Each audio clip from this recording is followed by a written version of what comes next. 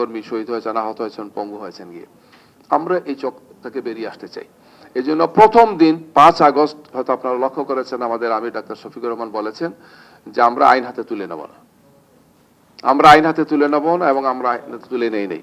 শুধু এইটা বলে আমরা ঘরে বসে থাকিনি, আমরা অন্যান্য ধর্মের বাড়িঘর, তাদের উপাসনালয় সবকিছুকে আমরা পাহারা দিয়েছি। প্রথম ১ সপ্তাহ তো কিছুই ছিল না, ১৫ দিন ২০ দিন পর্যন্ত আমরা এই কাজটা করেছি। অন্যরা করেছেন, অন্য দলও করেছেন, রাজনৈতিক দলগুলো করেছেন, ইসলামী দলগুলো করেছেন, মাদ্রাসার ছাত্ররা করেছেন। যার ফলশ্রুতিতে সেই সময় তাদের নেতা যেটা বলেছিলেন, ওবায়দুল কাদের সাহেব বলেছিলেন যে আমরা না থাকলে একদিনই ৪-৫ লাখ লোক মারা যাবে, ৪-৫ জনও মারা যায় নাই। এটা নিঃসন্দেহে বাংলাদেশের রাজনীতির একটা অসাধারণ বিউটি, সৌন্দর্যতা, যে না আমরা আইন হাতে তুলে নেই, আমরা আইন হাতে তুলে নেব না। এরপরও এগুলো যেগুলো হচ্ছে, এগুলো রাজনৈতিক কারণে হচ্ছে, নট ধর্মীয় কারণে, সংখ্যালঘুতার কারণে নয়, বা বিশেষ কোনো দৃষ্টিভঙ্গিতে এটা হচ্ছে না। এর থেকে বেরিয়ে আসার জন্য আমি আর কথা বাড়াবো না। আমি একটু শুনতে চাই ওনাদের আলোচনা। দুইজন আমাদের সিনিয়র আছেন, প্রফেসর রওনক জাহান এবং স্যার আছেন, তার কথা শুনবো ইনশাল্লাহ।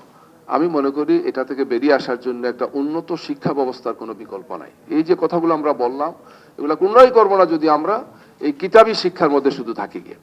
আমাদের আচার আচরণ, আমাদের মূল্যবোধ, আমাদের বিশ্বাস, এটার প্রতিফলন আমি ব্যক্তির মধ্যে থাকতে হবে, আমার দলের মধ্যে থাকতে হবে, জাতির মধ্যে থাকতে হবে। এবং এই কাজটা আমরা করি না গত ৫০ বছরে।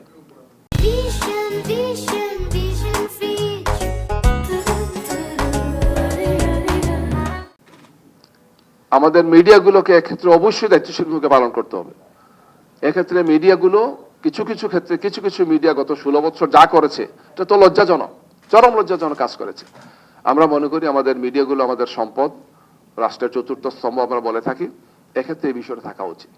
বিভিন্নভাবে এগুলাকে ট্যাগ দেওয়া হয়েছে এবং এই কারণে মানুষ মারাত্মকভাবে ক্ষতিগ্রস্ত হয়েছে। জাতি মানে মারাত্মকভাবে মানে তার চিন্তা চেতনা সবকিছু মনমনন থাকে টোটালি ডাইভার্ট করা হয়েছে। এই জন্য আমাদের শিক্ষা ব্যবস্থা, আমাদের সাহিত্য সংস্কৃতি, আমাদের মনোভাব, আমাদের মূল্যবোধ, এই সমস্ত ক্ষেত্রে যদি আমি কমিটমেন্ট দিতে পারি তাহলে এটা সম্ভব। একজন ভালো সৎ ধার্মিক ব্যক্তি কখনো তিনি এক্সট্রিমিস্ট হতে পারেন না। ধর্ম সম্পর্কে তার স্বল্প জ্ঞান অথবা তার চরমপন্থী মানসিকতাই আরেকটা ধর্মকে আঘাত করে গিয়ে, অন্য একটা গোষ্ঠীকে আঘাত করে, একটা সম্প্রদায়কে আঘাত করে গিয়ে। আমরা আমাদের অবস্থান থেকে এই প্রতিশ্রুতি সবসময় দিয়েছি, এখনো দিতে চাই যে আমরা এই দেশে বসবাস করছি, মুসলমান, হিন্দু, বৌদ্ধ, খ্রিস্টান সহ আরো যারা আছেন, অথবা বিভিন্ন অন্যান্য গোষ্ঠীর যারা আছেন, সবার প্রতি সম্মান এবং শ্রদ্ধা রেখে আমরা চলবো, আমরা চলতে চাই। এই দেশের নাগরিক সবার প্রতি তার সমান অধিকারের কথাটা আসছে, আমরা বলবো এটা সমতা।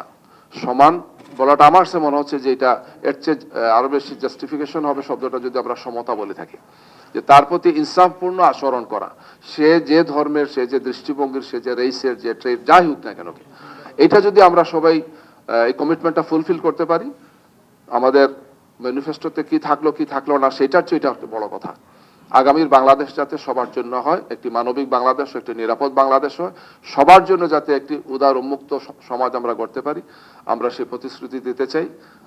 আমরা সবাইকে দেশে এগিয়ে যেতে চাই। সবাইকে ধন্যবাদ। আসসালামু আলাইকুম। Thank you mister Jubair.